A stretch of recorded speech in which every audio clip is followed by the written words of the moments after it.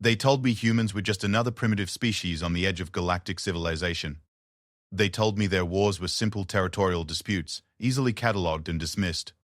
They told me I would be back within a solar cycle with a routine report. They were wrong about everything. My name is HFY, senior xenobiologist of the Alterian Conclave, and I have witnessed something that has shattered every assumption our advanced civilization held about these curious bipedal creatures. What I observed during their Great Convergence War has left me questioning not just humanity's place in the universe, but our own. This is my testimony. This is my warning.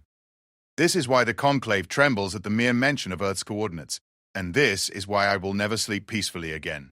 HFY adjusted the quantum field generators around his observation pod for the 100th time that cycle, watching as Earth's third moon slowly rotated beneath him. The assignment had seemed routine when the Alterian Conclave's High Council handed him the datapad 3 months ago. Another primitive species engaging in what appeared to be their version of organized conflict. Standard xenobiological observation protocol. File a report, recommend containment or integration status, move on to the next system. He had been studying emerging civilizations for over 200 years. The patterns were always the same. Species would develop basic technology, discover they were not alone in their immediate stellar neighborhood, engage in some form of territorial dispute, then either destroy themselves or mature enough to be considered for galactic citizenship. Humans seemed to fit perfectly into this predictable template. The initial data had been almost boring in its mundane nature. Homo sapiens, a carbon-based bipedal species from the third planet of a yellow star system. They had recently achieved faster-than-light communication and had established colonies on 17 worlds across 4 systems. Their technology was approximately 1,500 years behind standard galactic civilization norms. Their political structure was fragmented into dozens of nation-states, corporate entities, and colonial administrations. Classic pre-unification chaos. What had triggered Conclave interest was their latest conflict.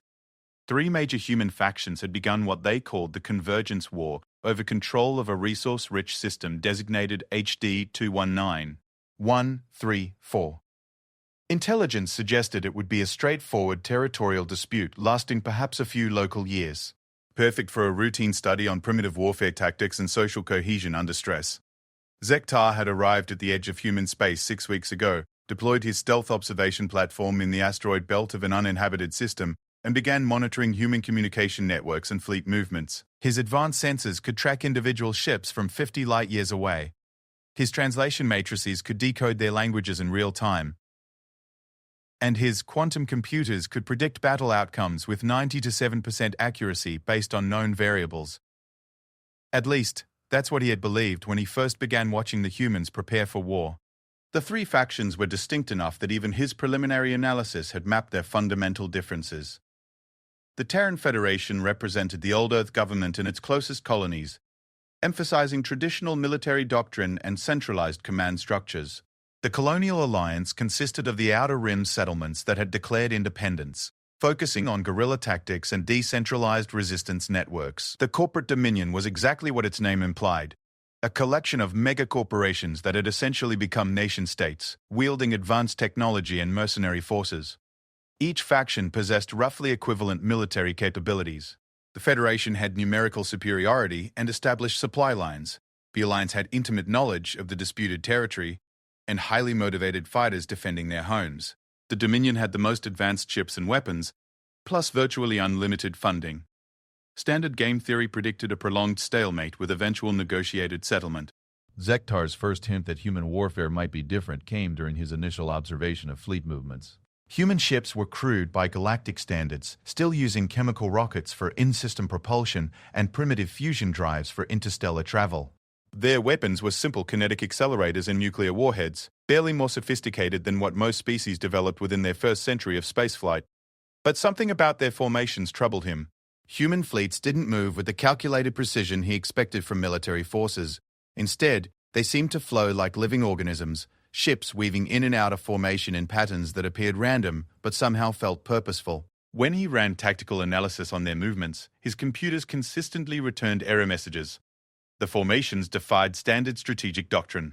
More puzzling were the intercepted communications between human commanders. Military transmission should be crisp, efficient, focused on tactical data and strategic objectives. Human communications were chaotic, filled with references to abstract concepts like honor, duty, and sacrifice. They spent enormous amounts of bandwidth sharing personal messages between crew members, discussing topics that had no apparent relevance to military operations. Some ships broadcast music continuously across all frequencies, as if they were deliberately announcing their positions to enemy forces. Zektar initially dismissed these observations as evidence of primitive military organization. Clearly, humans had not yet learned to separate emotional responses from rational tactical planning. Their inefficient communication protocols would be a significant disadvantage once actual combat began. The first major engagement occurred in the HD 219-134 system 3 weeks into his observation period. Intelligence data indicated that a Colonial Alliance supply convoy was attempting to reach the disputed mining colonies on the system's fourth planet. The Terran Federation had deployed a substantial fleet to intercept, while corporate Dominion forces waited in the outer system to engage whichever side emerged weakened from the initial battle. Zektar positioned his sensors for optimal observation and began recording. This would be his first opportunity to witness human combat doctrine in action. Based on fleet compositions and positioning, he predicted the Federation's numerical advantage would allow them to destroy the Alliance convoy within 4 to 6 hours, though they would suffer significant casualties in the process. The Dominion would then move in to finish off the weakened Federation forces, securing control of the system. The battle began exactly as predicted. Federation destroyers moved to intercept the Alliance convoy, while their heavy cruisers established a screening formation to prevent escape. Alliance escort ships deployed in a defensive sphere around their transport vessels, exactly as military doctrine suggested for an outnumbered force prioritizing protection over offensive action. What happened next defied every principle of tactical analysis Zektar had ever studied. The Alliance escorts suddenly broke formation and accelerated directly toward the Federation heavy cruisers. Not in a coordinated attack pattern, but individually, each ship choosing its own target and attack vector. It was tactical suicide. Light escort vessels attacking heavy cruisers in a direct assault was like infantry charging armored vehicles. The outcome should have been a massacre lasting perhaps 20 minutes. Instead, something extraordinary occurred. As the Alliance ships closed distance, they began broadcasting on all frequencies simultaneously. Not tactical communications or surrender requests, but personal messages from individual crew members. Farewell letters to family members. Final statements of purpose and belief. Recorded messages for children who would never see their parents again. Poetry. Songs. Declarations of love for people who were light years away. Zektar's translation system struggled to process the volume and emotional content of these transmissions. Human languages proved remarkably complex when used to express personal feelings rather than convey tactical information. Metaphors and cultural references created layers of meaning that his computers could identify but not fully analyze. But the effect on the human combatants was measurable and immediate. Federation gunners, who should have been methodically destroying the attacking Alliance ships, began exhibiting decreased accuracy and increased hesitation. Response times to target acquisition slowed. Some Federation ships stopped firing altogether for periods of several minutes.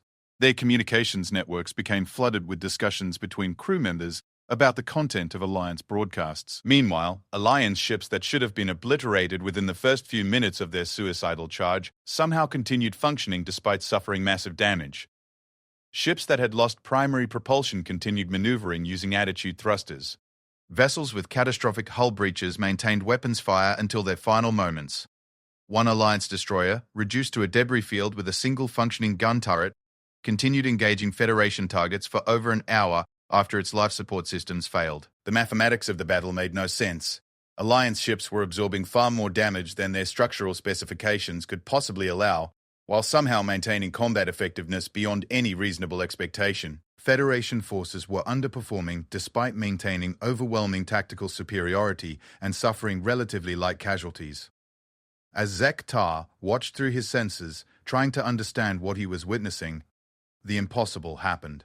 The Alliance convoy broke through the Federation lines and reached the mining colonies on the fourth planet.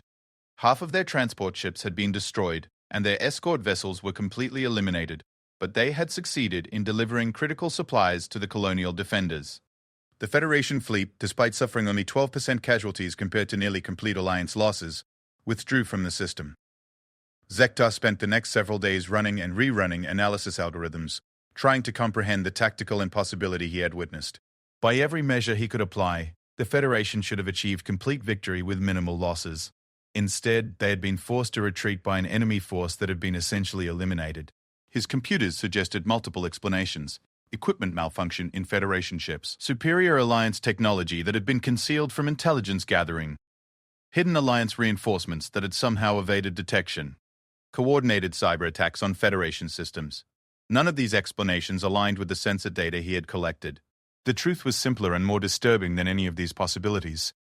Human beings, when fighting for something they considered worth dying for, could somehow transcend the physical limitations of their technology and their bodies. They could continue fighting effectively even when logic suggested they should be dead. They could inspire doubt and hesitation in their enemies through nothing more than the force of their dedication and sacrifice. This was not standard military doctrine. This was not rational tactical behavior. This was something his civilization had no experience with and no framework for understanding. Worse yet, as Zektar continued monitoring human communications in the aftermath of the battle, he realized that all three factions viewed the engagement as significant victory. The Alliance celebrated delivering supplies to their colonies. The Federation praised their forces for inflicting disproportionate casualties on the enemy. The Dominion claimed vindication of their strategy of allowing the other factions to weaken each other. All three groups were simultaneously correct according to their own measure of success, despite the fact that only one faction had achieved its stated tactical objective. Zektar found himself facing a xenobiological puzzle unlike anything in his 2 centuries of experience. Human warfare was not simply about achieving tactical objectives or territorial control. It was about something far more complex and dangerous. For the first time since beginning his observation mission, he considered the possibility that his standard report templates would be inadequate for describing what he was learning about humanity. For the first time, he wondered whether the Altarian Conclave had made a serious error in assuming that humans would follow the same predictable patterns as every other emerging species. For the first time, Zektar Vishnal began to suspect that he was not just observing a primitive war between competing human factions. He was witnessing the emergence of something that would fundamentally challenge his civilization's understanding of what intelligent species were capable of when pushed to their limits. The war had only just begun, and already nothing was proceeding according to any rational prediction. As he prepared his preliminary report for transmission to the Conclave, Zektar realized that his carefully planned observation mission was about to become something far more complex and terrifying than he had ever imagined. 3 weeks after the impossible Alliance breakthrough at HD 219-134, Zektar received new orders from the Conclave High Council. His preliminary reports had apparently generated significant interest among the xenobiological research committees. Rather than the expected routine acknowledgement and filing instructions, he was directed to extend his observation mission indefinitely and provide detailed analysis of human combat psychology. The directive came with additional resources: a second observation platform equipped with more sophisticated sensor arrays capable of monitoring individual biological responses in combat situations, quantum computing upgrades that would allow him to process the massive volumes of human communications in real time. Most unusually, authorization to deploy micro-reconnaissance drones for close proximity observation of human military installations and ship interiors. Zektar had never been granted such extensive surveillance capabilities for studying a pre-contact species. The level of resources being allocated to this mission suggested that his reports had reached the highest levels of Conclave leadership. Someone with considerable authority was very interested in understanding exactly what made humans different from other emerging civilizations. The timing was fortunate, because human military activity had intensified dramatically following the HD 219-134 engagement. All three factions were mobilizing resources on a scale that far exceeded what their territorial disputes seemed to warrant. Intelligence analysis suggested they were preparing for conflicts involving millions of combatants across dozens of star systems. What had begun as a localized resource war was expanding into something approaching total warfare. Zektar deployed his enhanced surveillance network and began collecting data on human military preparations. What he discovered challenged his understanding not just of human combat capabilities, but of the fundamental nature of civilization itself. The Terran Federation's response to their tactical defeat had been to completely restructure their military doctrine. Rather than addressing the apparent equipment failures or communication breakdowns that standard analysis suggested had caused their retreat, Federation leadership had focused entirely on what they termed warrior spirit development. Through his intercepted communications, Zektar learned that Federation commanders believed their forces had been outfought not by superior technology or tactics, but by superior dedication and willingness to sacrifice. Their solution was not better weapons or ships, but better soldiers. Federation military academies had implemented new training programs that seemed to focus more on psychological conditioning than tactical education. Recruits spent months studying the personal histories of famous military heroes, memorizing accounts of legendary battles where outnumbered forces had achieved impossible victories through sheer determination. They practiced elaborate ceremonial drills that served no apparent tactical purpose, but seemed designed to reinforce group identity and shared purpose. Most disturbing to Zektar was the Federation's new recruitment strategy. Rather than seeking candidates with optimal physical characteristics and technical aptitudes, they were specifically targeting individuals who had suffered personal losses in the war. Parents whose children had died in the HD 219-134 engagement. Siblings of soldiers killed in border skirmishes. Spouses of colonists who had been evacuated from contested systems. These recruits were not being offered compensation or career advancement in exchange for military service. Instead, they were being given the opportunity to join what Federation propaganda described as a sacred mission to preserve human civilization. They were told that their personal losses would be given meaning through their service to a cause greater than individual survival. The psychological profiles Zektar constructed from intercepted personal communications showed that these grief-stricken recruits were among the most motivated and effective soldiers in human military history. They demonstrated complete disregard for personal safety, absolute loyalty to their units, and tactical creativity that seemed to emerge from desperation rather than training. From a rational military perspective, the Federation strategy made no sense. They were deliberately seeking emotionally unstable individuals and placing them in high-stress combat situations. Standard xenobiological models predicted that such forces would suffer catastrophic breakdown rates and prove unreliable in extended operations. But human psychology apparently operated according to different principles than those found in other species. The Colonial Alliance had drawn even more extreme conclusions from their Pyrrhic victory at HD 219-134. Having successfully delivered supplies to their mining colonies at the cost of merely complete fleet destruction, Alliance leadership had decided that such sacrificial tactics represented their optimal military strategy. Alliance military doctrine now explicitly rejected the concept of acceptable losses. Every operation was planned as a potential suicide mission, with success measured not by survival rates, but by mission completion regardless of cost. Alliance recruitment focused on entire family units, with parents, children, and siblings all serving together in the same military units. The psychological effect was immediately apparent in intercepted Alliance communications. Soldiers fighting alongside family members demonstrated performance characteristics that exceeded even Federation grief recruits.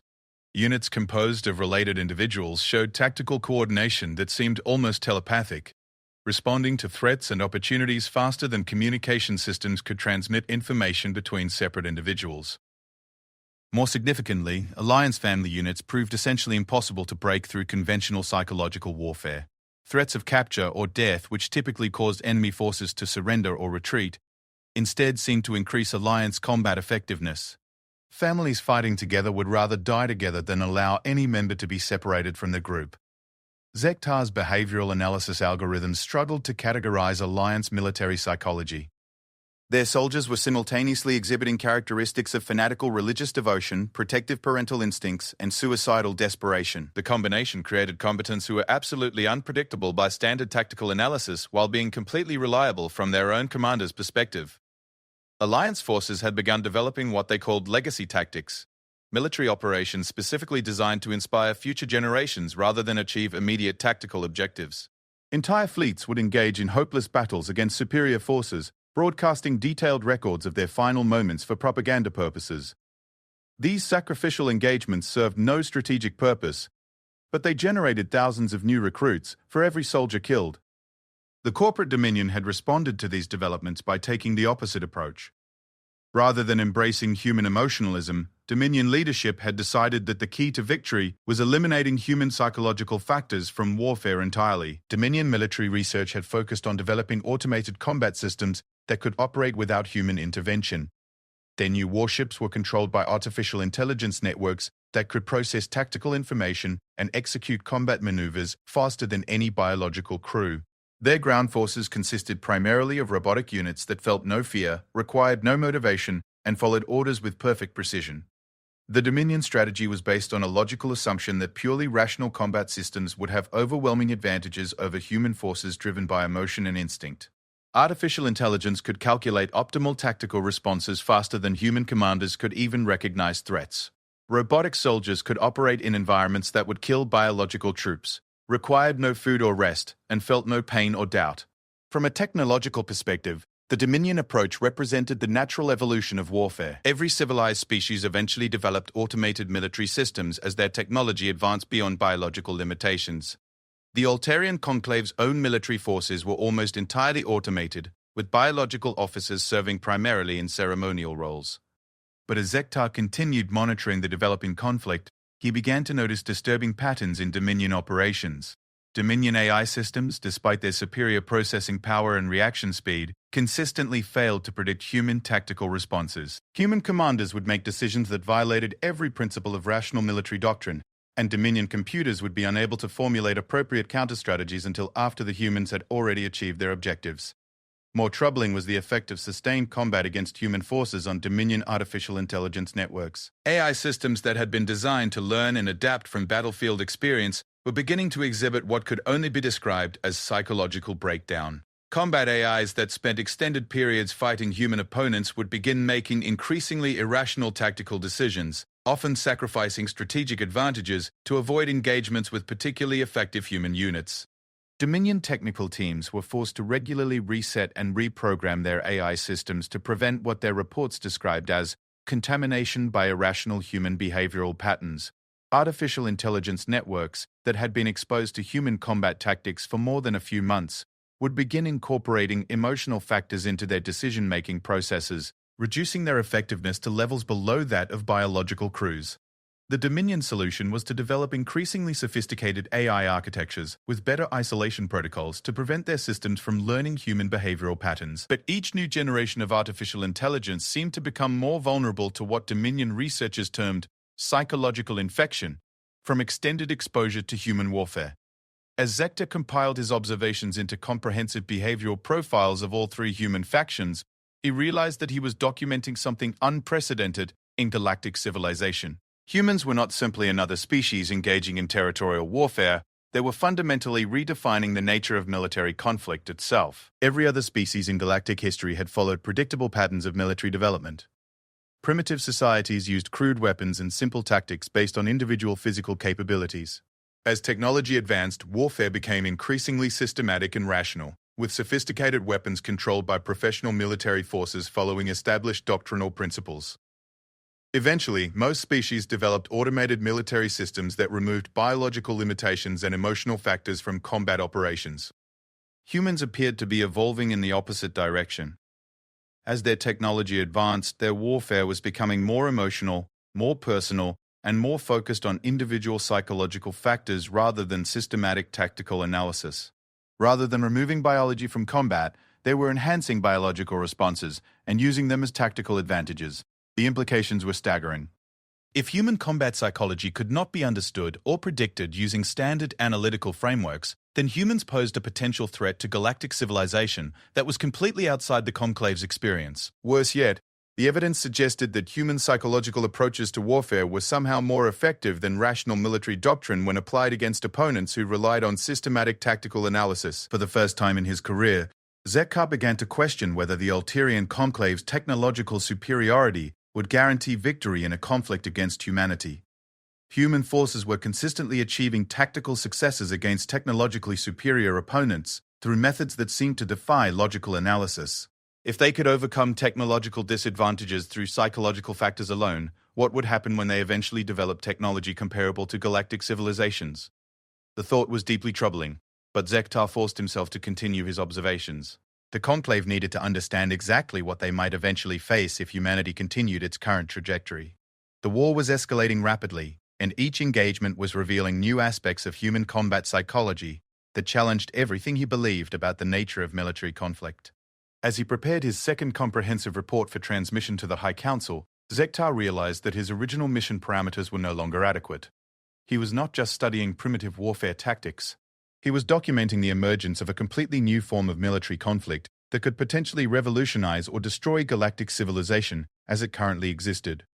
The humans were teaching him that war was not just about achieving tactical objectives or demonstrating technological superiority. For them, war was about something far more fundamental and dangerous. It was about the power of intelligence to transcend physical limitations through force of will alone. And that power was growing stronger with each passing day. The message arrived through quantum communication channels 6 weeks after Zektar had transmitted his second report to the conclave. The response was unlike anything he had received in 2 centuries of field research. Rather than the typical acknowledgement and routine instructions for continued observation, the High Council had sent detailed technical specifications for what they termed enhanced threat assessment protocols. Along with the specifications came a disturbing revelation. Zektar was no longer the only observer monitoring human military development. The conclave had deployed an entire research fleet to the edge of human space, complete with battle-class observation platforms, military analysis specialists, and what the orders cryptically referred to as intervention preparation teams. The level of resources being allocated suggested that someone in the High Council had reached the same conclusion that had been growing in Zektar's mind over the previous weeks. Humanity might represent an existential threat to galactic civilization. The enhanced protocols required Zektar to shift his focus from general behavioral analysis to specific threat assessment. He was directed to identify human military capabilities that could potentially challenge advanced civilizations, document any evidence of technological development that exceeded predicted timelines, and most ominously, evaluate whether humanity showed signs of developing what the orders termed expansionist aggressive tendencies beyond their current territorial boundaries. Zektar understood the implications immediately. The conclave was not just studying humans anymore. They were evaluating whether humanity needed to be contained, limited, or potentially eliminated before they could pose a threat to established galactic order. The timing was significant because human warfare had entered a new phase that defied every prediction his analysis systems had generated. What had begun as a localized resource conflict had expanded into something approaching total war across multiple star systems, but the nature of the conflict had evolved beyond conventional military operations into something far more complex and dangerous. The 3 human factions had begun engaging in what they called evolutionary warfare. Military operations designed not just to defeat opponents, but to fundamentally transform human civilization itself. Each faction was using the war as an opportunity to explore different approaches to enhancing human capabilities, treating the conflict as a massive experimental laboratory for developing new forms of warfare that could transcend biological limitations. The Terran Federation had taken their focus on psychological conditioning to an extreme that bordered on species modification. Federation research facilities were conducting experiments on volunteers that combined advanced neurotechnology with traditional military training to create soldiers who could function as collective organisms rather than individuals. Through his surveillance network, Zektar observed Federation units that had undergone what they called neural integration therapy. These soldiers maintained individual consciousness but shared tactical awareness and emotional responses through technological interfaces implanted directly into their nervous systems. A Federation squad of 12 soldiers could function as a single distributed intelligence, with each member simultaneously aware of what all other members were seeing, thinking, and feeling. The tactical advantages were immediately apparent. Neural-linked Federation units could coordinate complex maneuvers without any communication delays, since commands and tactical information were shared instantly between all members through their technological interfaces. They could compensate for individual injuries or losses by distributing the functions of damaged members among the surviving soldiers. Most significantly, they seemed to experience collective emotions that amplified individual psychological responses, creating group determination and courage that exceeded the sum of individual contributions. But the broader implications were far more disturbing than simple tactical advantages. Federation neural integration technology was effectively creating a new form of human consciousness that transcended individual identity. Soldiers who underwent the procedure reported that they no longer experienced fear, doubt, or loneliness because those emotions were diluted and processed by the collective intelligence of their entire unit. Federation research indicated that neural integration could potentially be scaled beyond small military units. Theoretical projections suggested that entire populations could be linked into collective consciousness networks, creating human civilizations that operated as single distributed organisms rather than collections of individuals competing for resources. If such technology could be perfected and deployed on a planetary scale, humanity would become something unprecedented in galactic civilization, not just another intelligent species, but a form of collective intelligence that could potentially outthink and outmaneuver any individual-based civilization regardless of technological advantages. The Colonial Alliance had pursued a different but equally radical approach to transcending human limitations. Rather than enhancing psychological unity, Alliance research focused on enhancing individual human performance beyond what should be biologically possible. Alliance military laboratories had developed what they called enhancement protocols that used a combination of genetic modification, cybernetic augmentation, and chemical optimization to create soldiers who exceeded baseline human capabilities by several orders of magnitude. Enhanced Alliance troops could function without sleep for weeks, survive in environments that would kill unmodified humans, and process information at rates that approached artificial intelligence levels. But unlike simple cybernetic augmentation that replaced human capabilities with mechanical systems, Alliance enhancement protocols amplified existing human characteristics rather than replacing them. Enhanced soldiers retained human creativity, intuition, and emotional responses while gaining superhuman physical and mental capabilities. The results were both impressive and terrifying. Enhanced Alliance units could outfight opponents with superior technology through sheer physical and mental superiority. They could survive in space without environmental suits, operate complex equipment through direct neural interface, and process tactical information faster than most artificial intelligence systems. More significantly, Alliance enhancement protocols were reversible and could be applied to civilian populations in emergency situations. In theory, the entire Colonial Alliance could transform itself into a civilization of enhanced humans within a few months if they faced an existential threat. Zektar's analysis suggested that enhanced humans would be capable of competing directly with most galactic civilizations, despite being centuries behind in technological development. Superior individual capabilities could potentially compensate for technological disadvantages, especially if combined with the psychological factors that already made human warfare so unpredictable. The corporate Dominion had taken the most radical approach of all three factions, abandoning biological enhancement in favor of what they called consciousness transfer protocols. Rather than improving human bodies or minds, Dominion research focused on separating human consciousness from biological limitations entirely. Dominion technology could extract individual human personalities and memories from biological brains and transfer them into artificial substrates that provided far superior processing power and sensory capabilities. Transferred consciousness retained all human creativity and emotional responses while gaining access to computational abilities that exceeded baseline human intelligence by several thousand%. Dominion military units now consisted primarily of transferred consciousness operating robotic bodies specifically designed for combat operations.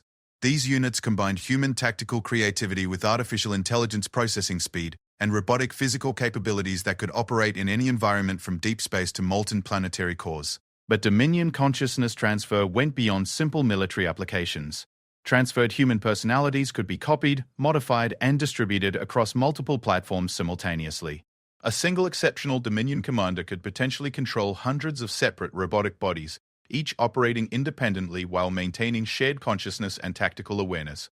The implications for galactic civilization were staggering. If consciousness transfer technology could be perfected and mass-produced, humanity could potentially exceed the population and industrial capacity of entire galactic civilizations within decades rather than centuries. A single human consciousness could operate entire factory complexes, research facilities, or military fleets without requiring biological support systems or traditional resource allocation. As Zektar compiled his threat assessment data, he realized that all three human factions were independently developing technologies that could fundamentally challenge the basic assumptions underlying galactic civilization. Whether through collective consciousness, individual enhancement, or consciousness transfer, humans were exploring ways to transcend the limitations that had historically kept emerging species within predictable developmental boundaries. More disturbing was the fact that these technologies were being developed and tested under the extreme pressure of total warfare. Each faction was pushing their respective enhancement programs beyond normal safety limitations, because defeat would mean extinction. The result was technological development that was proceeding at rates that exceeded normal species advancement by several orders of magnitude. Zektar's analysis systems projected that at current development rates, human military capabilities would achieve parity with standard galactic civilizations within 50 years rather than the several centuries that normal species required.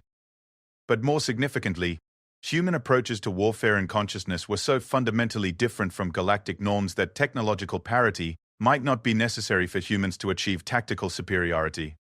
The evidence was already visible in ongoing combat operations. human forces were consistently defeating opponents with superior technology through tactical approaches that seemed to transcend the limitations of their equipment and training.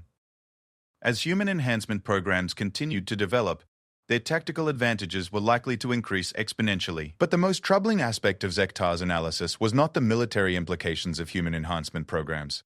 It was the evidence that humans were beginning to view their current war not as a conflict between competing factions, but as preparation for something far more significant. Intercepted communications from all three factions included references to what they called the next phase, suggesting that human leadership was aware that their technological development was attracting attention from advanced civilizations.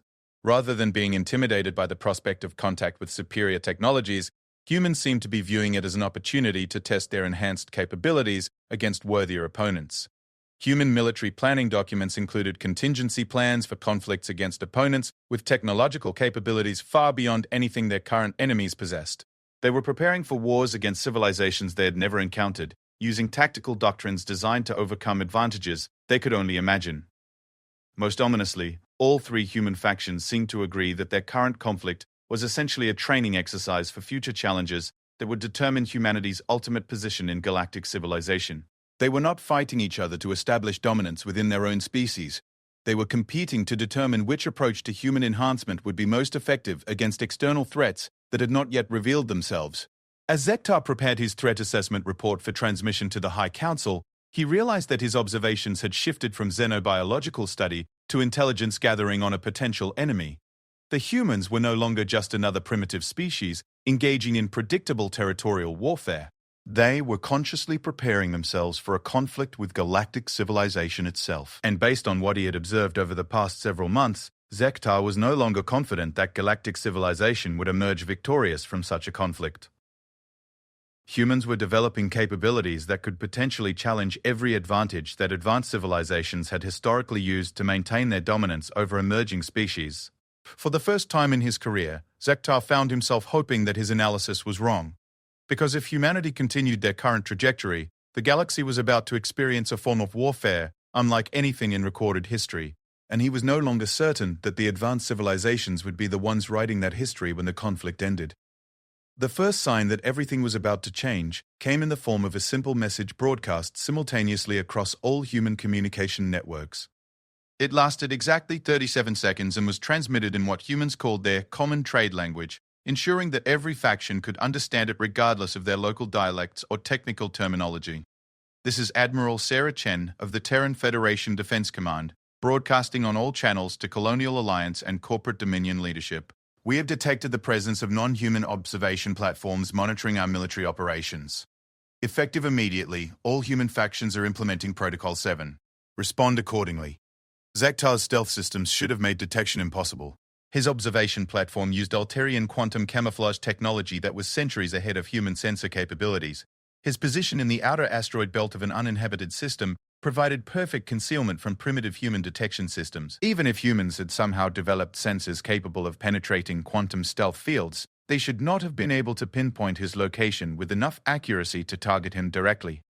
But within minutes of Admiral Chen's broadcast, Zektar's proximity alarms began indicating incoming objects on direct intercept courses. Long-range scans identified them as human military vessels, but they were traveling at speeds that exceeded every specification in his intelligence files. Whatever propulsion technology they were using was far in advance of anything humans had previously demonstrated. More troubling was the fact that ships from all three factions were approaching his position simultaneously. The Terran Federation, Colonial Alliance, and Corporate Dominion forces that had been engaged in total warfare for months were now cooperating in what appeared to be a coordinated operation against his observation platform. Zektar immediately activated emergency protocols and began transmitting a priority alert to the Conclave research fleet. But before his message could be sent, his communication systems were overwhelmed by what could only be described as an electronic warfare attack of unprecedented sophistication. Human forces were jamming his quantum communication arrays using techniques that should have been impossible with their current technology. Worse yet, they were not simply blocking his transmissions but actively rewriting them, inserting false data and disinformation into his reports, while maintaining the encryption signatures that would make them appear authentic to Conclave receivers. As the human ships closed distance with his position, Zektar realized that his entire observation mission had been compromised from the beginning. Humans had not only detected his presence, but had been feeding him carefully selected information designed to create specific impressions about their capabilities and intentions. The three-faction war that had seemed so chaotic and emotionally driven had actually been a carefully orchestrated deception operation. Human leadership had been aware of Alterian observation from the moment Zektar arrived in their space, and they had spent months conducting an elaborate performance designed to mislead galactic civilization about the true nature of human military capabilities. The approaching human fleet confirmed this realization in the most direct way possible. The ships that had appeared primitive and crude during their factional conflicts were now revealing technology that was not just advanced beyond Zektar's intelligence estimates, but in some cases superior to standard Alterian systems. Human vessels were demonstrating faster-than-light propulsion that exceeded Conclave specifications, weapon systems that could penetrate quantum shielding, and sensor arrays that could track cloaked targets across interstellar distances. Most significantly, they were doing all of this while maintaining perfect coordination between forces that had supposedly been trying to destroy each other just hours before. As the human ships entered weapons range of his observation platform, Zekar received a direct communication on frequencies that his stealth systems should have made impossible for anyone to detect or access. Dr. Zektar Vishnal of the Alterian Conclave. The voice was distinctly human but spoke in perfect Alterian dialect with nuances that suggested native-level fluency. This is Commander Elena Vasquez of the Human Defense Coordination Council. We need to talk. The existence of a Human Defense Coordination Council was not mentioned in any of Zektar's intelligence files. More disturbing was the fact that Commander Vasquez had used his full name and formal title, information that should have been classified at the highest levels of Conclave security.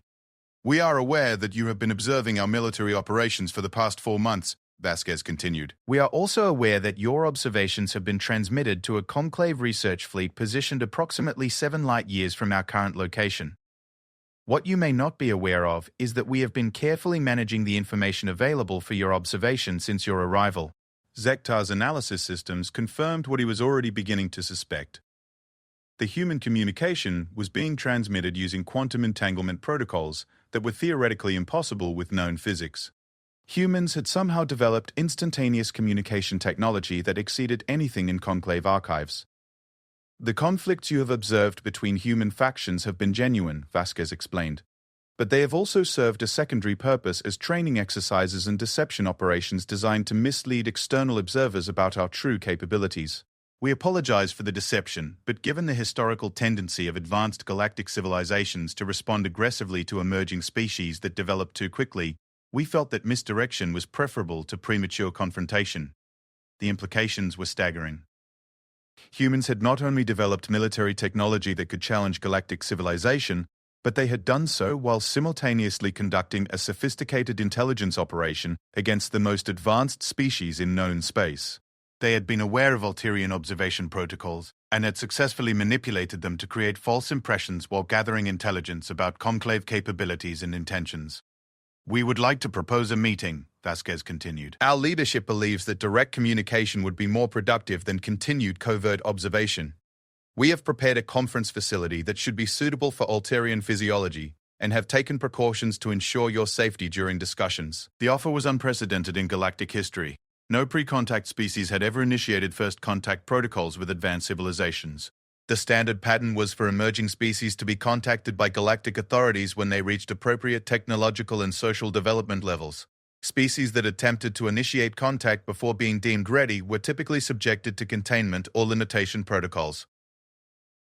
But humans were clearly operating outside standard developmental patterns. They had achieved technological capabilities that exceeded their predicted advancement by several centuries, while simultaneously developing military doctrine that could potentially challenge established galactic powers. Most significantly, they had done so while maintaining enough operational security to conduct successful intelligence operations against civilizations that considered themselves technologically superior. As Zektar considered how to respond to the human proposal, his long-range sensors detected new contacts at the edge of the system. The signatures were immediately recognizable as Alterian vessels, but not the research fleet that had been monitoring human space from a safe distance. These were warships, heavy battle cruisers with escort squadrons moving at maximum speed toward the inner system. The Conclave had apparently decided that the human situation required more direct intervention. Commander Vasquez's voice returned to the communication channel. Doctor, Vishnal, we are detecting the approach of what appear to be Altarian military vessels. We assume these represent a response to your threat assessment reports. We would prefer to avoid any actions that might be interpreted as hostile, but we are prepared to defend ourselves if necessary. The casual tone was more disturbing than any direct threat could have been. Humans were discussing potential military action against Altarian battle fleets as if it were a routine operational consideration rather than an impossible confrontation between primitive and advanced civilizations. We have prepared defensive measures, Vasquez explained, but we would prefer to demonstrate our capabilities through cooperation rather than conflict. However, we want to ensure that you understand the current situation clearly. Human civilization has developed beyond the parameters that galactic civilizations use to evaluate emerging species. We are no longer constrained by the limitations that have historically kept new species within manageable boundaries. Through his sensor arrays, Zektar could see additional human ships materializing throughout the system. Not approaching from distant positions but literally appearing through what appeared to be spatial displacement technology, hundreds of vessels that had been completely undetectable moments before were now visible throughout local space, surrounding both his observation platform and the approaching Altarian battle fleet. The enhancement programs you observed during our factional conflicts were real, Vasquez continued, but they represented early-stage development of technologies we have now successfully implemented across our entire military structure. Human forces are no longer limited by biological constraints, technological disadvantages, or numerical inferiority. As if to demonstrate the point, the space around Zektar's observation platform suddenly filled with human fighters that had somehow bypassed his detection systems entirely. Vessels that should have been visible to his sensors at ranges of several thousand kilometers had materialized within weapons range without triggering any proximity alarms. We have been monitoring Altarian technology and tactical doctrine for considerably longer than you have been observing our development, Vasquez explained. We are familiar with your capabilities and confident in our ability to defend ourselves against any intervention you might consider appropriate. The approaching Altarian battle fleet had apparently reached the same conclusion. Zektar's communication arrays detected frantic tactical communications between Conclave ships as they realized they were outnumbered by several orders of magnitude and facing technology that exceeded their understanding.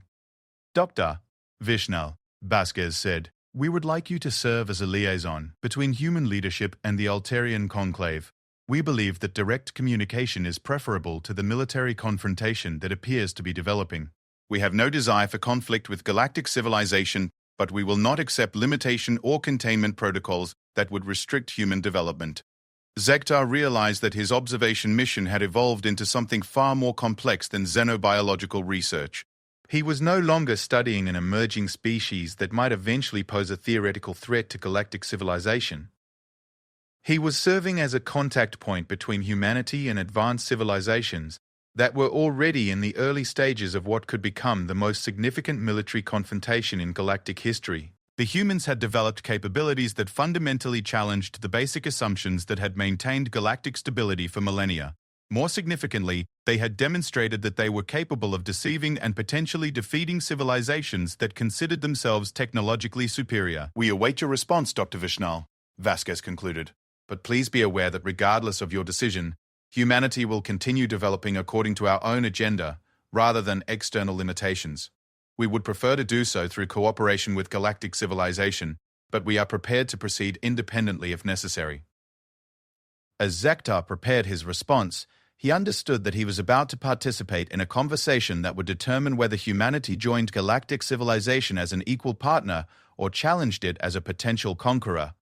Either way, the galaxy was about to discover that the age of advanced civilizations maintaining control over emerging species had come to an abrupt and permanent end. The humans had not just transcended their expected limitations, they had done so while maintaining enough strategic deception to ensure that their emergence would catch galactic civilization, completely unprepared for the challenges they represented. And based on everything Zektar had observed over the past 4 months, he was no longer certain which outcome would be better for galactic civilization as a whole. The conference facility that humans had prepared for first contact negotiations defied every assumption Zektar had formed about their technological capabilities. Located on what had appeared to be an uninhabited asteroid in the outer system, the complex revealed itself to be a massive installation that had somehow escaped detection by the most sophisticated sensor systems in galactic civilization. As Zektar's transport approached the facility, guided by human navigation systems that demonstrated pinpoint accuracy across interstellar distances, He realized that humanity's deception operation had been far more extensive than he had initially understood. The asteroid itself had been completely hollowed out and transformed into a technological marvel that rivaled anything in Altarian space. The interior spaces were vast enough to accommodate multiple starships, with artificial gravity systems that created perfectly comfortable conditions for dozens of different atmospheric requirements. Environmental controls maintained separate zones optimized for various physiological needs, including a section specifically configured for Altarian biology with atmospheric composition, lighting spectra, and gravitational field strength that exactly matched his homeworld conditions. Most significantly, the facility was occupied by representatives from civilizations throughout the galaxy. Zektar recognized atmospheric requirements and architectural preferences for at least 20 different species, many of which were supposed to be completely unknown to humanity. Somehow, humans had managed to establish contact and diplomatic relations with advanced civilizations across galactic space without alerting the Altarian Conclave or other major powers to their activities. Commander Elena Vasquez met Zektar at the transport dock, accompanied by a diverse group of humans who represented the three factions that had supposedly been engaged in total warfare just days before. The easy cooperation between former enemies was disturbing enough, but more troubling were the subtle modifications that each individual displayed. Federation representatives showed signs of the neural integration technology Zektar had observed, but refined to levels far beyond what his intelligence reports had suggested. These humans moved with the coordinated precision of a collective organism, while maintaining obvious individual personalities and creative responses. They had somehow achieved true hive mind capabilities without sacrificing the psychological characteristics that made human warfare so unpredictable. Colonial Alliance delegates displayed physical enhancements that exceeded even Zektar's most extreme projections.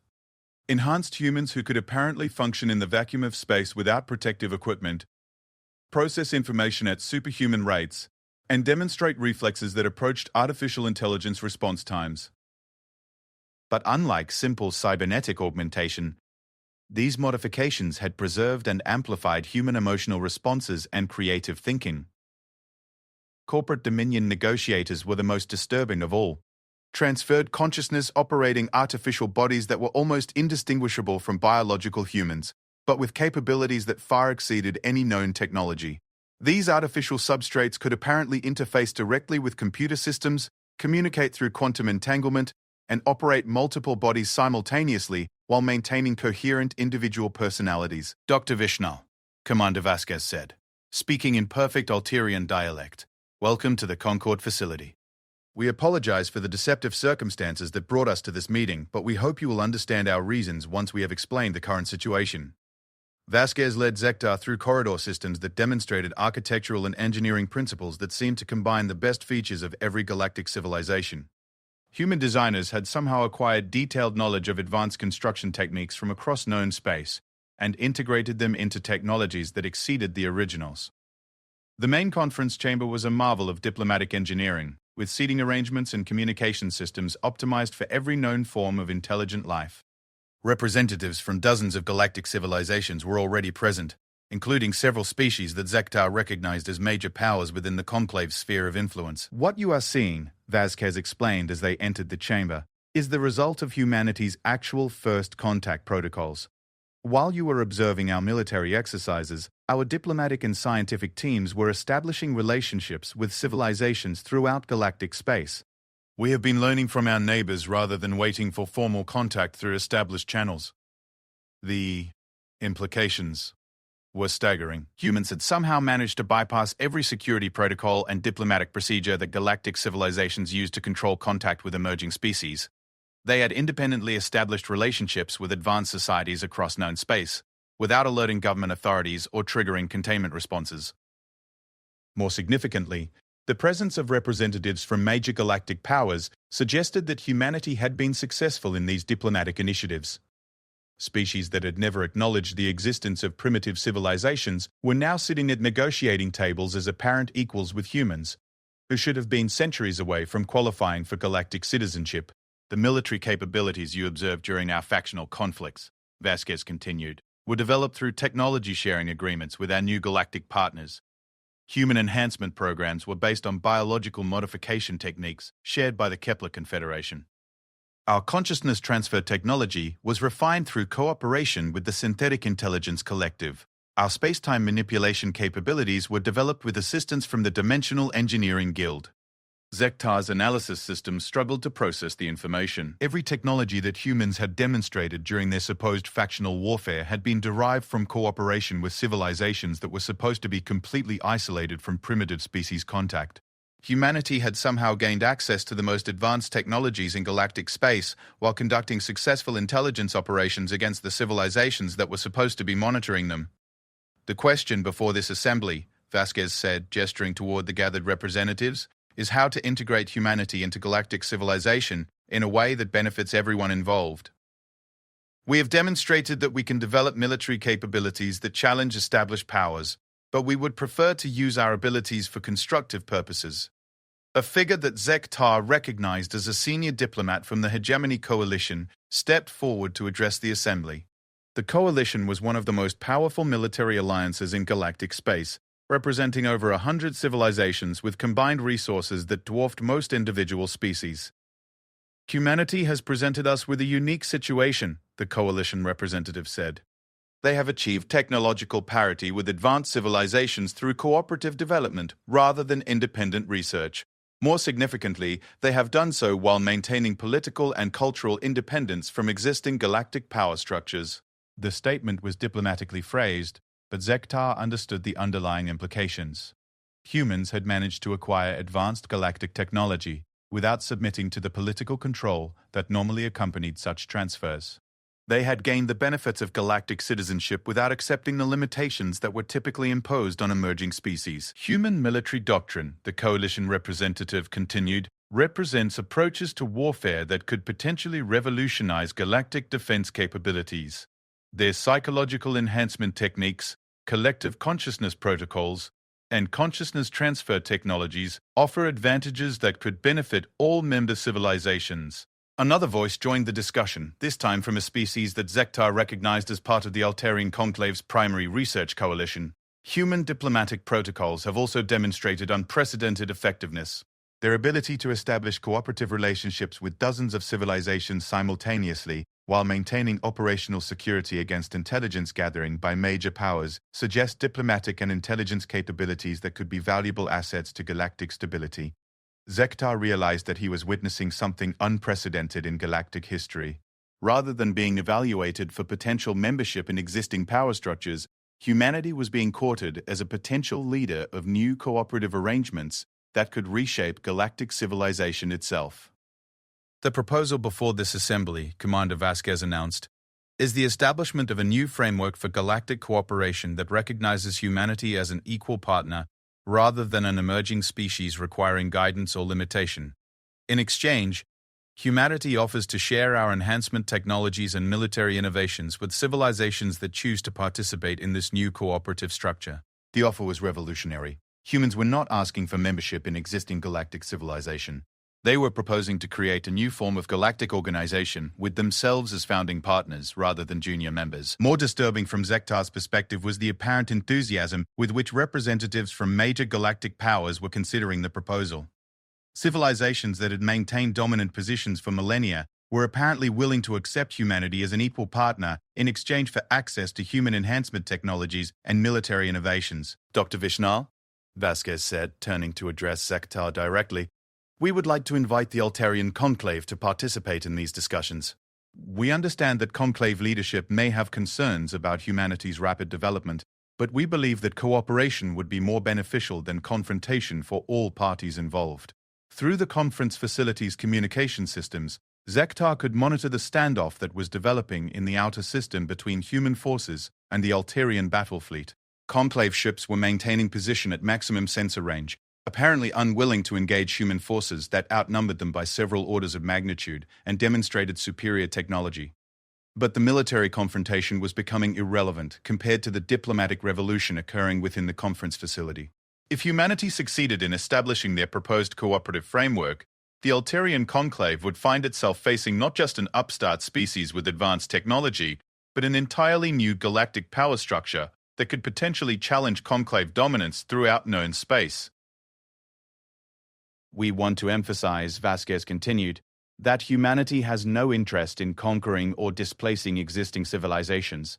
Our goal is to create cooperative relationships that allow all species to benefit from shared technological development and mutual defense agreements. We believe that galactic civilization will be stronger if it is based on partnership rather than hierarchy. The proposal was both generous and threatening. Humans were offering to share their most advanced technologies while simultaneously demonstrating that they possessed capabilities that could challenge any civilization that chose not to participate in their new framework. As Zektar prepared his response to the human proposal, he understood that his observations had led to the most significant diplomatic crisis in galactic history. Humanity had not just transcended the limitations that were supposed to keep emerging species within manageable boundaries. They had done so while establishing themselves as a potential rival to the established powers that had maintained galactic stability for millennia. The choice facing galactic civilization was stark. Accept humanity as an equal partner in a new cooperative framework, or face the possibility of military confrontation with a species that had demonstrated capabilities that could potentially challenge the combined military power of existing galactic alliances. But as Zektar looked around the conference chamber, at representatives from dozens of advanced civilizations who were seriously considering the human proposal, he realized that the choice had already been made. Galactic civilization was about to undergo the most fundamental transformation in its recorded history, and humanity, the supposedly primitive species that he had been sent to observe and evaluate, was going to be leading that transformation rather than submitting to it. The age of galactic civilization, dominated by ancient advanced species, was ending. The age of cooperative galactic civilization led by humanity was about to begin. And Zektar Vishnal, who had been sent to file a routine observation report on primitive warfare, would be remembered as the observer who documented the end of one galactic era and the beginning of another. As he activated his communication systems to transmit humanity's proposal to the Alterian Conclave High Council, Zektar realized that his regret was no longer about observing humans at war. His regret was that he had failed to understand what he was witnessing until it was too late to prepare his own civilization for the changes that were about to reshape the galaxy forever. The humans had won their war not through superior military force, but through superior vision of what galactic civilization could become.